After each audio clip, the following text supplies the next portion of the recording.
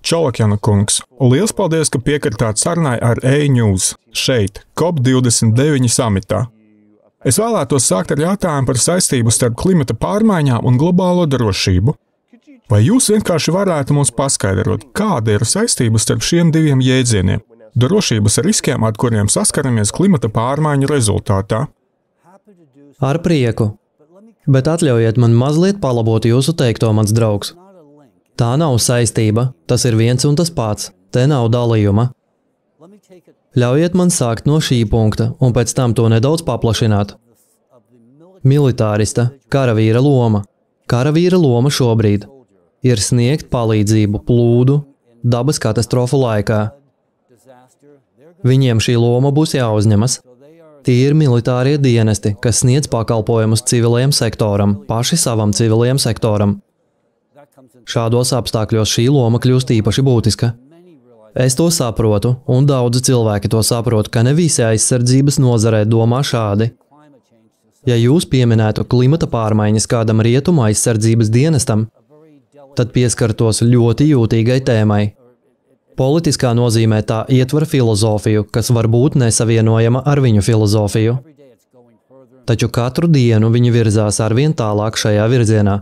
Un, ja paskatās uz Vašingtonas publicētajiem ziņojumiem, aizsardzības departamenta ziņojumiem, tajos konsekventi ir iekļauts klimats šo ziņojumu kontekstā. Cik svarīgi un cik grūti ir panākt vienprātību šajā jomā? Vai šajā misijā, kuru jūs pildāt, jūs jūtaties, ka tiekat sadzirdēts? Vai ir grūti pārliecināt valsts aģentūras uzņēmējus pamosties un saprast, cik ārkārtēja ir situācija? Es atkal gribu jūs palabot. Nē, jūs neejat un nerunājat par klimata pārmaiņām. Tā ir vide, kurā mēs darbojamies. Tā ir darbības joma. Un tā neatšķiras no tā, ja jūs būtu slēpošanas sacīkšu dalībnieks. Tie ir šodienas apstākļi. Vai nu lēdains, sniegains vai pūdersniegs. Jūs vienkārši ejat un sakāt, šī ir vide, kurā mēs darbojamies. Ja jūs ietu un ieteiktu, starp citu vides aizstāvji ir norādījuši uz šo, jūs neuztvers nopietni. Tas ir kā spēcīgs sitiens no boksera pozīcijas. Tieši tā, ar šo piemēru jūs trāpījāt tieši mērķī. Tātad šī nav šaura specializēta tēma, un to nevajadzētu uzskatīt par atsevišķu jautājumu. Tā ir izplatīta situācija, ar kuru mēs visi tagad saskaramies. Jā, tieši tā. Un neaizmirstiet, kad jūs dodaties uz reģionu, kur nav ūdens. Klimats un ūdens trūkums. Migrācija notiks tieši kaujas vidē. Tādējādi tas kļūst par šīs darbības sfēras daļu. Turklāt migrācija un viss, kas ar to saistīts. Kaut gan nē, tā ir viena un tā pati lieta. Es atkārtoju, tas ir viens un tas pats, un to nevajadzētu apskatīt ārpus militārās darbības sfēras. Bet tas liek domāt, ka acīm redzot cilvēkiem ir jādomā nopietnāk. Vai mums ir jāpārdomā vārdi, ko lietojam? Vai mums ir jāmaina šīs svarīgās jomas būtība, lai efektīvāk komunicētu ar cilvēkiem? Lai atbildētu uz jūsu jautājumu, es vēlos pastāstīt par savu personīgo pieredzi. Es atgriezos no priekšlaicīgās pensijas. Massachusettsas Tehnoloģiju institūts neilgi pēc atgriešanās no priekšlaicīgās pensijas man pajautāja, vai es piedalītos slepenā sanāksmē, starp citu par Bin Lādenu. Es atnācu uz šo tikšanos nevienu nepazīstot. Man toreiz bija kādi 55 gadi plus mīnus. Es sēdēju un klausījos kiberuzbrukuma scenāriju. Man nebija ko teikt, un es piecēlos, lai dotos prom. Bet tas, kurš mani uzaicināja, teica, Egon, tu neko neesi pateicis, un visi skatījās uz mani, gaidot, ka es kaut ko pateikšu. Bet es to nedarīju, un es teicu labi, es teicu, ka gribu padoties. Ko tu ar to domā? Es atbildēju, jūs mani pakļāvāt kiberuzbrukumam, es gribu padoties. Tu nevari padoties. Nu tad neviens man neuzbruk. Vārdu krājums nozīmē visu. Tā ir jūsu argumentācija. Bez atbilstoša vārdu krājuma jums nebūs risinājumu. Aizmirstiet, ja nevarat precīzi definēt problēmu. Lai veicas atbildes meklēšanā, tāpēc jā, jums ir pilnīga taisnība, mans draugs. Terminoloģija ir jālieto pareizi. Tas norāda uz jaunu darba aspektu, jo viens no šonedēļ apspriestajiem tematiem ir cilvēku iesaistīšanas nozīme.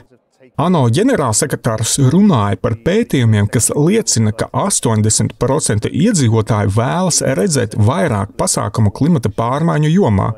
Bet pamatojoties uz jūsu ieteikto, var būt daudz vairāk darba, kas jādara, lai izskaidrotu cilvēkiem, ka šī nav kāda šauri specializēta vai attāla darbība, bet gan kaut kas tāds, kas viņus ietekmē šeit un tagad, turklāt ļoti tuvu mājām. Protams, taču papildus tam vēl medicīniskais aspekts ietekmē ikvienu. Klimata pārmaiņu radītā iedarbība ietekmē cilvēka medicīniskos parametrus, viņa garstāvokli, personību un tam līdzīgi. Mēs burtiski esam iemarināti šajā tēmā. Un atkal jau, kamēr terminoloģija nepamainīsies, ir jāatmet vecā leksika. Cilvēki pret to izturēsies noraidoši, vienkārši, ja tiek dots jauns nosaukums. Ir jāmaina naratīvs. Valdības pastāv, lai radītu naratīvus. Es nevaru iedomāties citus valdības pienākumus. Pašlaik viņi nav snieguši naratīvu, ne labu, ne sliktu, nekādu citu. Nav nekāda naratīva. Vai tā ir nabadzīga vai bagāta valsts? Naratīva vienkārši nav. Kamēr kāds to neizveidos, neviens nesāks nopietni domāt. Vai drīkstu uzdot jautājumu par šo reģionu? Mēs aizkulisēs runājām par to, ka pēc daudzu gadu prombūtnes jūs atgriezāties šajā valstī. Vai drīkstu jautāt, kādas izmaiņas jūs ievērojāt un kādas jūs uzskatāt par galvenajām iespējām un izaicinājumiem turpmāk? Šīs jautājums man ir ļoti svarīgs. Es to paplašināšu nedaudz vairāk nekā jūs prasījāt.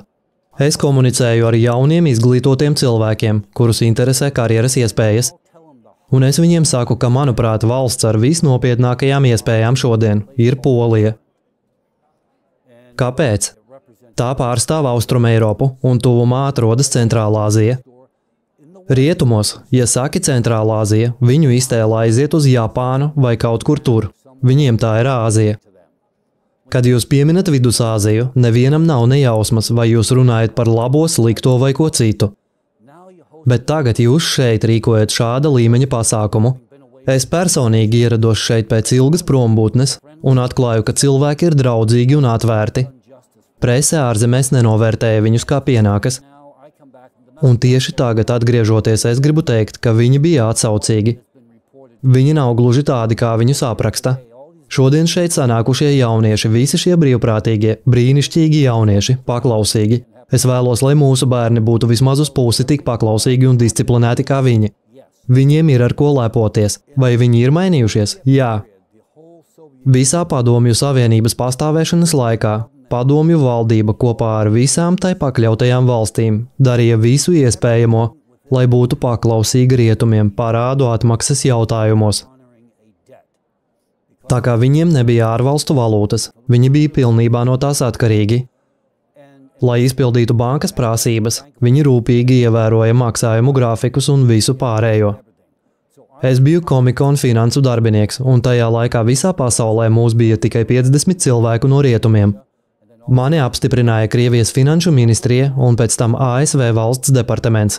Kad ierados, dokumenti bija pārakstīti, apzīmogoti, rūpīgi un nevainojami noformēti, jo viņi negribēja iegūt otrās šķiras cilvēku reputāciju. Tagad tā nav. Tagad mēs varam redzēt, kā atsevišķas kopienas un valstis veido savu individualitāti. Vai viņi ir labi cilvēki, vai viņi ir vai nav kredītspējīgi, kādi ir viņu politiskie uzskati, kāda ir viņu starptautiskā reputācija, tas arī viss. Tāpēc apmeklējot atsevišķas valstis, redzu, ka dažas valstis ir guvušas panākumus, pacēlušās jaunā līmenī, bet dažas ir nokritušas. Čolakjana kungs, runāt ar jums ir patiesas prieks. Liels paldies, ka dalījāties savās atziņās ar e-News. Man ļoti patika, draugs. Paldies!